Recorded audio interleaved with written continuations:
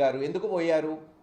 అక్కడ బహిరంగంగా కొంతమంది కుర్రవాళ్ళని పోలీసులు విచక్షణారహితంగా ఇష్టం వచ్చినట్టు కొడితే అది మొత్తం దేశమంతా చూస్తే ఇది తప్పు, మీకు ఇటువంటి హక్కులు లేవు, అధికారాలు లేవు, తప్పు చేస్తే వాళ్ళని శిక్షించండి కానీ ఇలా కొట్టే హక్కు లేదని చెప్పడానికి పోయాడు.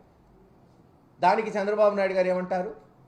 అది గంజాయి బ్యాచ్ని ప్రొటెక్ట్ చేయడానికి పోయాడన్నారు. మీ ఇష్టమే, మీరే నిర్ధారించేశారు. ఎందుకంటే ప్రభుత్వం మీది కాబట్టి, అపారమైన అనుభవం ఉంది కాబట్టి, ఛానల్స్ అన్నీ మీ చెప్పు చేతల్లో ఉంటుంది కాబట్టి మీడియా వాళ్ళకి గంజాయి బ్యాచ్ అని ఒక లేబుల్ తగిలిచ్చేశారు. అయితే కొడతారా? మరి కుప్పం నియోజకవర్గంలో ఒక ఆడపడుచు, బహుశా శిరీష అనుకుంటా పేరు, కరెక్ట్గా నాకు గుర్తులేదు, చెట్టుకు కట్టేసి తెలుగుదేశం నాయకులు ఇష్టం వచ్చినట్టు ఆమెని తిడుతూ కొడుతూ డబ్బులు వసూలు చేయబోతే మరి వాళ్ళని ఎందుకు బహిరంగంగా కొట్టలేదు పోలీసులు? అనంతపూర్ జిల్లాలో బహుశా 9వ క్లాస్ చదివే బాలిక అనుకుంటా, ఒక చిన్న ఆడపిల్ల పాపం. ఎవరైనా కూతురున్న తండ్రులుగా బాధలు తెలుస్తాయి, భయాలుంటాయి.